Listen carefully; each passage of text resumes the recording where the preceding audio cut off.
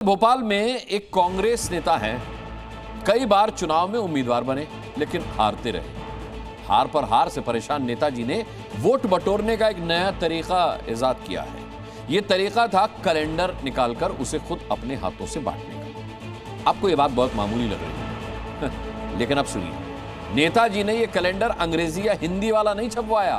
नेताजी ने कैलेंडर छपवाया हिजरी वाला, जिसमें रमजान के दौरान की टाइम टेबल दर्ज है। नेताजी के इस कांड पर अब सियासी हंगामा खड़ा हो गया।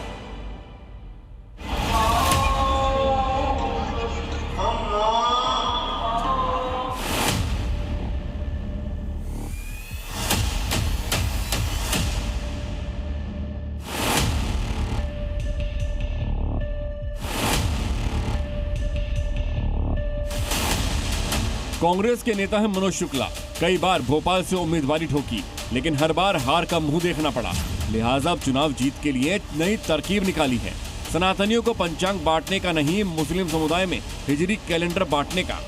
शायद ये जुमे का दिन है, मुस्लिम समुदाय के लोग नमाज के लिए उमड़े हैं और मनोज शुक्ला उन्हें रमजान के दौरान रोजा इफ्तार का वक्त बताने वाला कैलेंडर बांटने निकले। ये शॉर्टकट सियासत का सस्ता रास्ता है। शायद कांग्रेस के मनोज शुक्ला यही मानते हैं, लेकिन रोजा इफ्तार का वक्त बताने वाले उनके कैलेंडर पर भारी सियासी बवाल खड़ा हो गया है। लेकिन मनोज शुक्ला के मुस्लिम तुष्टिकरण वाले इस राजनीति पर आरोप प्रत्यारोप दिखाएं उससे पहले भोपाल के मुसलमानों को सुनिए। कांग्रेस पार्टी के नेता जो यहाँ से विधायक का चुनाव भी लड़े हैं लेकिन हार जाते हैं, और अब इन्होंने हजारों की तादाद में ऐसे ये जंतरी जो है इस्लामिक कैलेंडर वो बांट दिए। मनोज शुक्ला है, ये हर साल जंतरी बांटते हैं, इसमें बुराई क्या है? इससे फायदा क्या है आपको? इससे नुकसान क्या है? मैं फायदा पूछ रहा हूं। एक सामाजिक क्षेत्र का व्यक्ति समाज के अंतिम छोर के अंतिम व्यक्ति तक पहुंच करके उनकी जन सेवा कर रहा है। ये कैलेंडर से क्या फायदे का है आपके? फायदा इससे रोजा खोलते हैं और कोई बुराई नहीं है। और कुछ लोग तो कह रहे हैं कि भैया ये तो सिर्फ मुसलमानों को साध रहे हैं मनोज शुक्ला। नहीं, ऐसा कुछ नहीं है। कैलेंडर है और किसी को समय बताता है तो उससे दूसरों को क्या परेशानी हो सकती है, लेकिन भोपाल का सनातनी समुदाय इसे लेकर क्या सोचता है वो भी सुन लीजिए।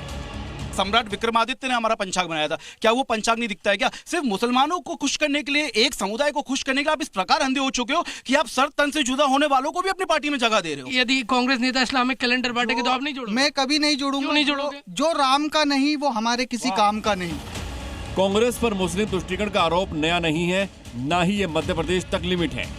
बीजेपी का आरोप है कि मुस्लिम समुदाय का वोट हासिल करने के लिए तुष्टिकरण की जो पॉलिसी पश्चिम बंगाल में ममता बनर्जी अपनाती है, वही अब भोपाल में मनोज शुक्ला जैसे नेता भी अपनाने लगे हैं। मनोज शुक्ला को इसमें मुस्लिम समुदाय का समर्थन मिलने की उम्मीद दिखती है। ये अभी तो कैलेंडर लेके उसमें घुसने की कोशिश कर रहे हैं, अंत में ये अपीसमेंट पे जाएंगे। अपीसमेंट में जाके क्या क्या बातें करेंगे इस पे नजर रखिएगा। ये घातक तरीका है इनका और खतरनाक राजनीति ये लोग चुनाव के दृष्टि से रचने वाले हैं। शुक्ला जी के हिजरी कैलेंडर बांटने का मुद्दा इतना तूल पकड़ चुका है कि समर्थन में अब पूरी कांग्रेस ही कूद पड़ी है।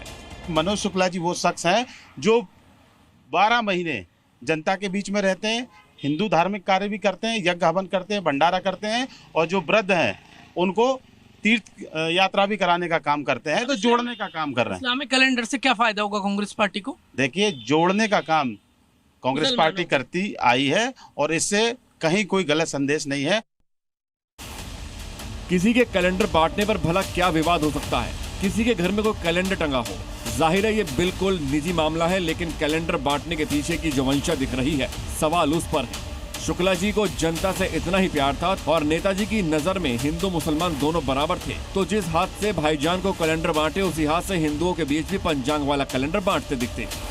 लेकिन ऐसा नहीं है, क्योंकि कैलेंडर के पीछे वोट है और बहाना है रमजान।